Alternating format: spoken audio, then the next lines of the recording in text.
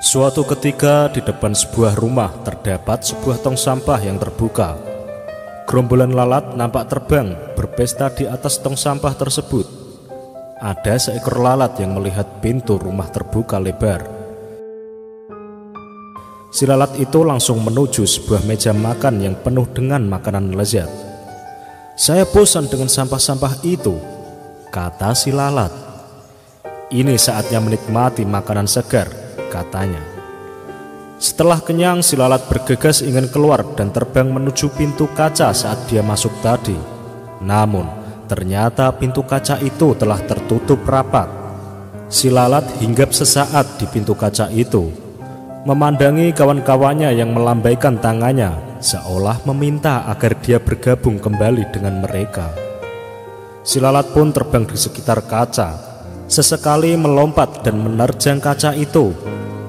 Dengan tak kenal menyerah, si lalat mencoba keluar dari pintu kaca. Lalat itu merayap mengelilingi kaca dari atas ke bawah, dari kiri ke kanan, bolak-balik. Demikian terus dan terus berulang-ulang, hingga akhirnya nampak lalat itu terkulai lemas terkapar di lantai. Tak jauh dari tempat itu nampak serombongan semut merah yang sedang mencari makan. Dan ketika menjumpai lalat yang tak berdaya itu, serentak mereka mengerumuni dan beramai-ramai, menggigit tubuh lalat itu hingga mati. Kawanan semut itu pun mengangkat bangkai lalat yang malang itu menuju sarang mereka. Dalam perjalanan, seekor semut kecil bertanya kepada rekannya yang lebih tua, "Ada apa dengan lalat ini, Pak? Mengapa dia sekarat?" Semut yang lebih tua menjawab, "Oh, itu sering terjadi. Ada saja lalat yang mati sia-sia seperti ini. Sebenarnya mereka ini telah berusaha. Dia sungguh-sungguh telah berjuang keras berusaha keluar dari pintu kaca. Namun ketika tak menemukan jalan keluar, dia frustasi dan kelelahan hingga akhirnya jatuh sekarat dan menjadi menumpahkan malam kita."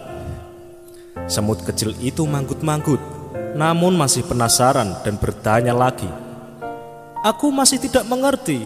Bukannya lalat itu sudah berusaha keras? Kenapa tidak berhasil?"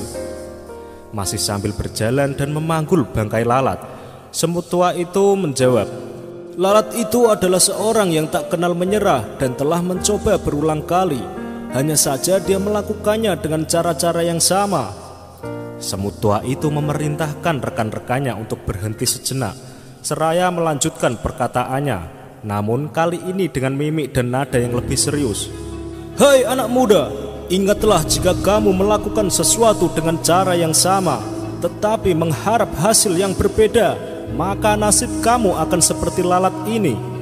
Para pemenang tidak akan melakukan hal-hal yang berbeda, tetapi mereka hanya melakukannya dengan cara yang berbeda.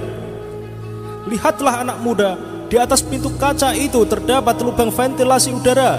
Jika lalat itu konsentrasi dan membuka pikirannya, maka ia akan berhasil keluar." Dari cerita tersebut, kita dapat melakukan evaluasi pada diri sendiri. Apa yang menyebabkan kegagalan atau faktor hidup Anda berjalan di tempat atau tanpa kemajuan? Kenalilah sumber-sumbernya. Semakin Anda mampu merinci faktor kegagalan, maka semakin tajam Anda mencari solusinya, yang pastinya dengan cara yang berbeda. Pada waktu John F. Kennedy kalah dalam suatu pemilihan untuk merebutkan kursi calon wakil presiden Amerika pada tahun 1956.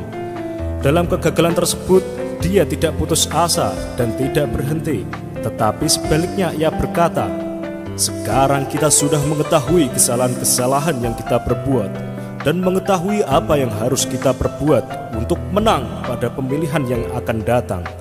Kita akan melaksanakan pekerjaan yang besar itu lagi." Dan akhirnya pada pemilihan tahun 1960, Kennedy memenangkan. Bukan lagi wakil presiden yang ia menangkan, melainkan ia memenangkan sebagai presiden termuda Amerika Serikat. Nah sobat, semoga kisah dari lalat dan semut tadi dapat menginspirasi sobat semua.